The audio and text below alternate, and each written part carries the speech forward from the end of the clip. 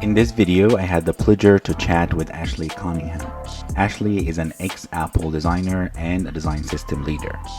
She specializes in design system and experience management, building workflows, tools, documentation, and training for interdisciplinary product teams. Ashley based in Silicon Valley and currently a senior product designer for design systems at NerdWallet. Just to start with, so please, talk to me a little bit about how you got into experience design. Do you love about it? Not to age myself or anything, but I was a web designer. I was too. Yeah, so I built my first website in 1999. Oh, wow. Yeah, and got my first internship at a local web design firm in town, and kind of fell in love with the technology. I had been working with computers for a long time prior to that. As a kid, I got my first computer in 94. Nice. But I decided after a few years of being in web design, it was right around that 2000 time when the internet industry crashed. There wasn't a lot of work, so I decided to go to art school and become a better artist or designer. So I went to CalArts in Valencia and learned the graphic design. Nice.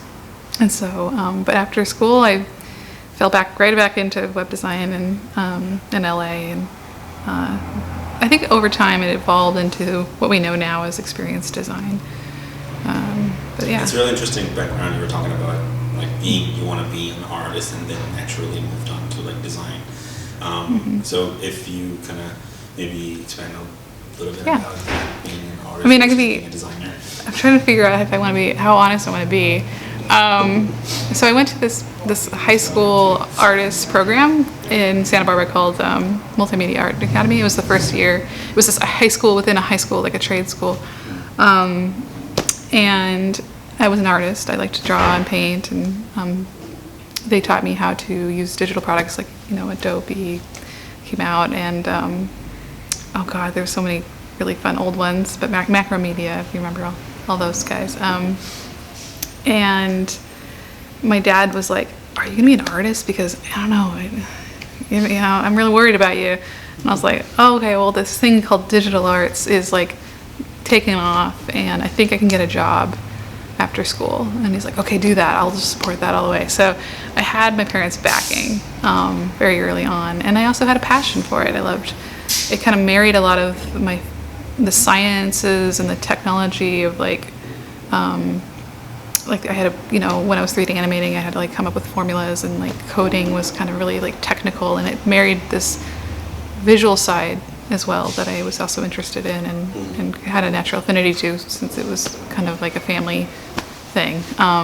So I just felt very, I don't know, it felt very valued as well. It was kind of at the time when not a lot of people were doing it.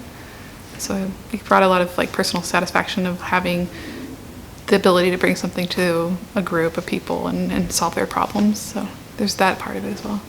When you say, what gets you doing experience design or product design every day, pretty much? Okay, yeah. I think the fact that I've changed jobs a lot in my career is probably why I'm attracted to it. I like growing, and I like pushing the boundaries. Once I learn how to do something, I want to learn the next thing that I don't know how to do. And I think tech offers that opportunity all the time, because everything's moving so fast all the time. So there's never a time that you could be bored, ever. And you could be interdisciplinary and try all the things and see what sticks. And honestly, I just love a lot of things. And experimentation is part of that. I've heard the word generalist thrown out a lot, and I guess I would probably be a generalist technically, because I've done so many things. But when I sit down and have an interview with a company, I usually try to tell them that I have a visual background of 15 years. And then I have about 5 years of actual hands-on product design, because it's a new term and that involved new skills like project management and user testing and research and stuff like that. That goes beyond what I was doing with web design. And so when I come into a company, I have to really be careful about these definitions because everybody has a different idea based on their experience or their language that they learned or the people they interacted with. And so knowing yourself is really important when you come in there and explaining that to them so that we're all on the same page.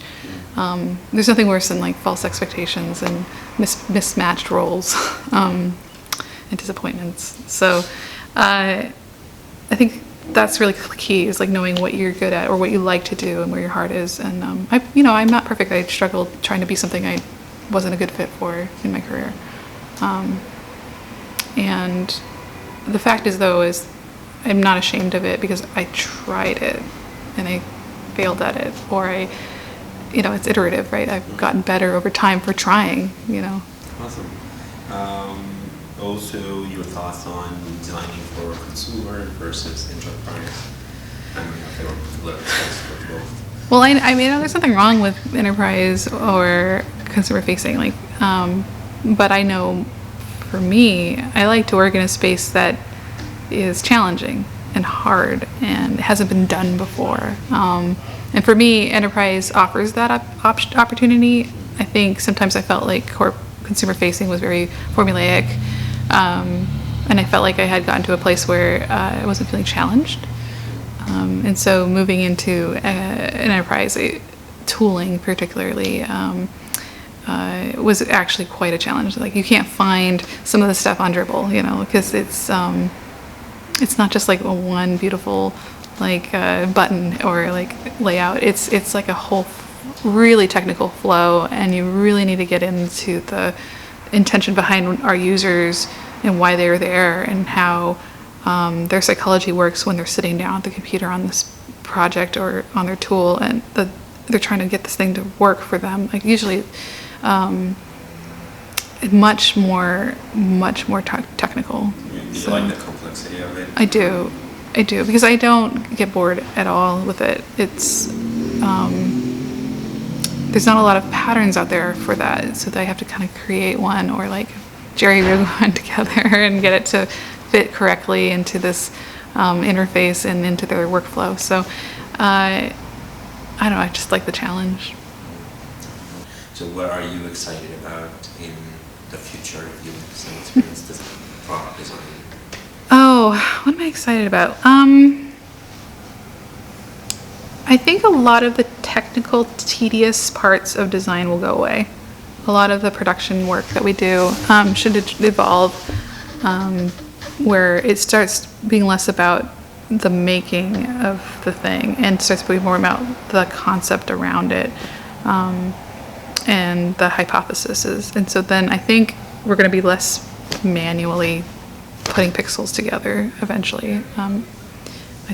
I mean, if I'm really dreaming, it's probably going to be some kind of algorithm or robot or something that's doing it for us, and we just tell it what to do. I don't know, or we just think it, and it happens.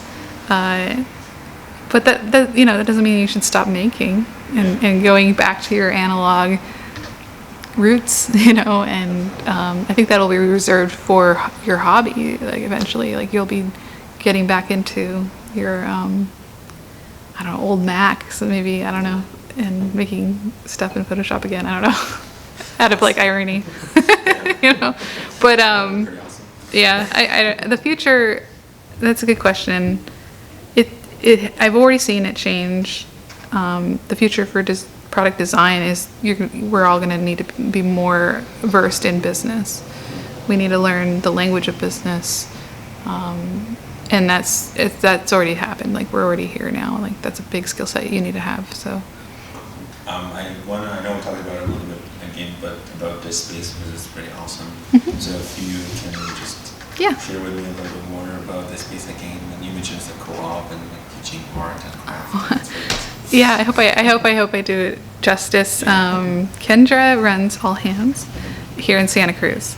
It's a co-op of teachers and creatives who teach crafts to anyone who wants to learn a new craft. And so currently we have, I think, probably around 10 classes a month that folks can sign up for. Letterpress is one of them. They can come learn how to print on an old platen press and bring their own designs or ideas, and we get the plates made, and they walk away with like a good set of 20 prints at the very least. So one of the part of the reason why Kendra also started this was to build community and to bring people into a space through the medium of crafts, but to connect them to each other. It's a great place to commiserate about your creative journey, or maybe you just want to meet other people like you. And so that's one of the best things about this place, I think, that I feel like a lot of times people are missing in their lives, a sense of belonging. No, I want to offer encouragement to people that if they are feeling stuck, that they don't have to be. Like, there's so many areas in product design or product experience or whatever word you want to use. And they are different, I should say, but and those definitions are becoming more solidified as time goes on. But I think there's so much to do. There's so much opportunity to, if you're not happy in one area, to evolve and grow in another. And I think that's what's wonderful about being a designer. You don't have to just be stuck in one thing or one box. You can take a class, you can try a new job and see how it sticks and grow. So.